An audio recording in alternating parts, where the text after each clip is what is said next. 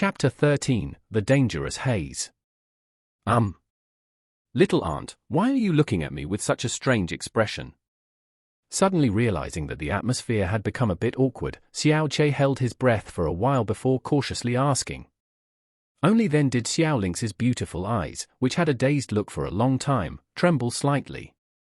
She hastily rested her gaze away and lowered her head, softly spitting out, "Aren't you afraid that your wife Qingyu will hear those words that you said just now?" Xiao Che put on a show of looking around, and then innocently said, "It doesn't seem like there's anyone around us, so what are you afraid of? But even if she did hear me, I still don't have anything to fear. You did not know that she actually doesn't sincerely want to marry me, and I also do not really want to be married to her. If it was little aunt though, Don't talk. Don't keep talking." Xiao Lingxi reached out her hand and forcefully pressed them against his lips, firmly sealing his next words. Only after a long time did she release him, once again resting her body against Xiao Che's shoulder, peacefully saying, "Little Che, even though I'm younger than you by a year, I am truly, without a doubt, your little aunt. There are some words that you can say to other girls, that you cannot say to me. In this lifetime, you cannot say them. I know in your heart, you really think like this, but that's enough." At the last two sentences, Xiao Ling's voice had become very, very quiet. Within her muttering contained a sense of bitterness and sadness that would break the heart of anyone listening. Xiao Che's heart also heavily shook. He didn't say anything else, closed his eyes, and peacefully listened to the breathing and heartbeat of the girl beside him. "When I was young, I was thin, dark, and short. Everyone called me an ugly duckling and always made fun of me, bullied me." Xiao Lingxi snuggled against him, a dreamy voice escaping from her mouth, "Only you would play with me. When someone bullied me, little Che would always rush up to fight with them and chase them away. You were always covered in cuts and bruises. The injuries you received at that time were all because of me. I got used to, and also enjoyed the feeling of little Che's protection. I believed that you would always be able to protect me this way." Xiao Ling's words reminded Xiao Che of the younger Xiao Lingxi. At that time, she truly was thin, dark, and short as she had just described, in every sense an ugly duckling. But because she was his little aunt, as a man, and also because he was older than her by a year, he would always, as if it was his mission, protect her with all his might. Who could have thought that this young woman would become very different from the little girl she once was? The once ugly duckling had transformed into today's beauty. Who knows how many young men of the Xiao clan would watered at the mouth while longing for her? TL idiom, this girl changed 18 times between childhood and her coming of age. Afterwards, little Che found out that his profound veins were deformed. I started to bitterly cultivate my profound strength right away, because it was my turn to protect little Che. At that time, I thought whether it was little Che protecting me, or me protecting little Che, it was all one and the same. Either way we could be together. It wasn't until I slowly grew up that I understood. That little Che would find a wife, and that I would also have to get married. By that time, we absolutely could not be as we were before. In addition, out of all the girls in the world, the only one little Che could not marry was me. Out of all the boys in the world, the only one that I could not marry was little Che. Xiao Che. After such a long time, I thought I had already completely accepted it. Today little Che got married. I should be really happy, but from morning to evening, it was like something had been stuffed in my heart. It was an indescribable pain. When I wanted to sleep, I couldn't fall asleep, no matter what I did. And little Che, when you said those kinds of words to me, I was somewhat happy, yet also really sad. What has happened to me? Xiao Che's stomach heavily lurched. While he still had not spoken at this time, he also had no idea what he should say. The dangerously hazy feeling between him and Xiao Lingxi was born a long time ago. When they became conscious of these kinds of dangerous, forbidden feelings, they still stayed together night and day, but never had even a bit of honest conversation about it. Rather, in their hearts, they blamed it on familial affection. The him without the lifetime of memories from Azure Cloud Continent had a cowardly and self-abased personality. Even until death, he would only try to escape the words that were impossible for him to say it out loud. until those kinds of feelings were completely buried. Xiao Lingxi had not revealed her feelings before today, even once. But the Xiao Chai of today was not the Xiao Chai from yesterday, and he said those earth-shattering words. In response, the indecisive Xiao Lingxi, at this isolated rear mountain hilltop in the depth of night, had let out her insuppressible feelings that she was forbidden to say. Xiao Chai's heart began to beat at an erratic pace. As he inhaled this enrapturing girl's fragrance, he extended his right arm, lightly embracing Xiao Lingxi's body. Xiao Lingxi's body quivered slightly, but did not resist. She closed her eyes, quietly nestling on top of him with her entire body weight. The girl's lovely body was soft, as if without bones, was like warm, fragrant and soft jade. Her tender and satiny skin, though separated by a few layers of clothing, could still cause a person's soul shake. Xiao Chai did not dare to embrace her too strongly, afraid that he would carelessly frighten or hurt her. However, immediately, he felt a pair of jade-like arms stealthily wrap around his back, taking the initiative to hold him closer and closer. A gust of faint, aromatic scent from an unknown place also entered his nose and then continued deep into his heart.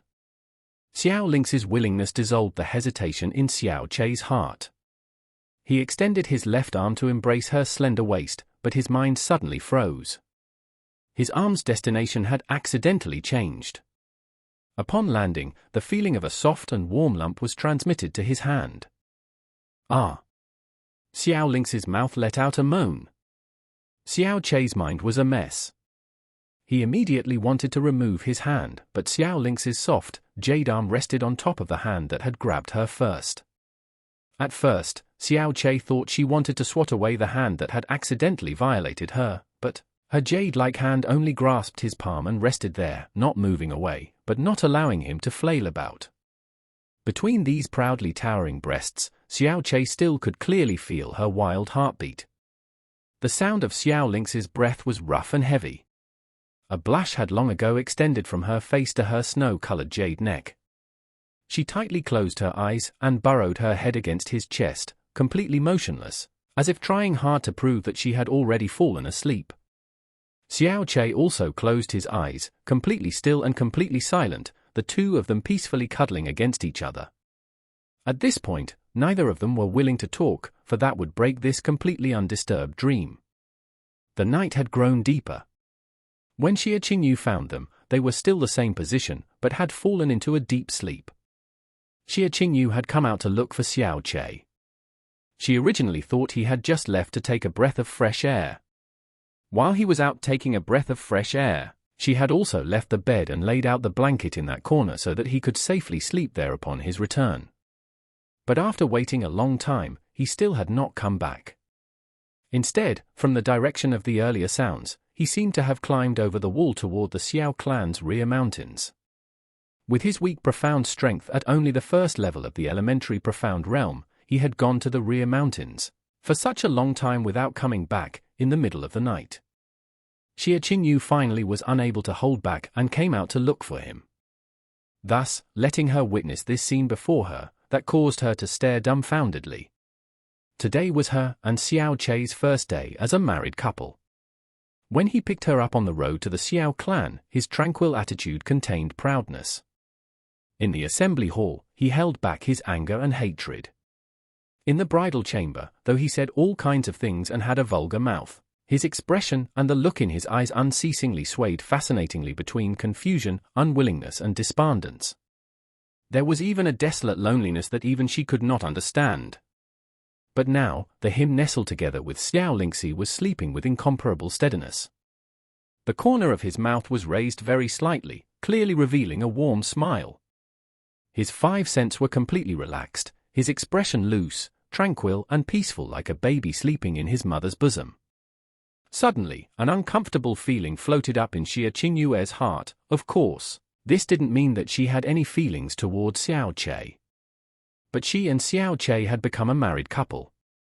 She had always believed that this marriage was just a formality for her, that the status as husband or wife were also mere titles, and that nothing could cause even the slightest ripple in her heart.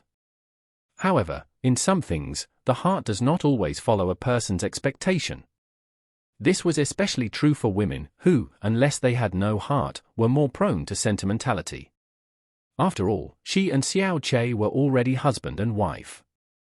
Although, in her thoughts, she didn't care at all about this kind of union, but the fact that Xiao Che was now her husband would still be distinctly imprinted in her subconscious. Since he was her husband, he should rightfully belong only to her. Instead, on his wedding night, he had cuddled with another woman until they had both fallen asleep, with such a warm and content expression on his face. Her subconscious naturally would raise that kind of unfamiliar reaction. Even if the girl was his little aunt. This kind of uncomfortable feeling caused her usually tranquil and frozen fairy-like heart to twinge slightly. This sense of irritation allowed her to immediately wake up from her reverie and quickly focus all her attention to still her heart. After a long while, the prickly feeling gradually disappeared and her heart had already completely cleared. She did not disturb Xiao Che and Xiao Lingxi and, with light footsteps, left without a sound. After a short while, Xia Qingyu unhurriedly returned, with a crimson blanket in her arms. She carefully laid the blanket on top of Xiao Che and Xiao Lingxi's bodies and once again left without a sound. When Xiao Che woke up, it was already dawn. Nestled against his chest, Xiao Lingxi was still sleeping soundly, her sleeping posture charmingly sweet, if one ignored the large glob of saliva on his chest. His sleep-fogged mind gradually cleared up, and bit by bit, last night's scene replayed in Xiao Che's head. Though his shoulder was numb and sore after an entire night, he didn't dare move even a little as to not disturb Xiao Lingxi's peaceful sleep. It was also at this time that he suddenly discovered the crimson blanket covering his body. Well, F*CK, as he raised his hand to grab the blanket, a low, uncontrollable roar spewed out of Xiao Che's mouth. This clearly was the blanket that was just prepared yesterday, and had been laid out on the bridal chamber bed. Xiao Che looked up in the direction of his own courtyard, his heart letting loose a groan. On the wedding night, not only was he not in the bridal chamber but had also went out and slept with another woman all night. His newlywed wife had also personally run over to deliver a blanket. This scenario was truly thrilling.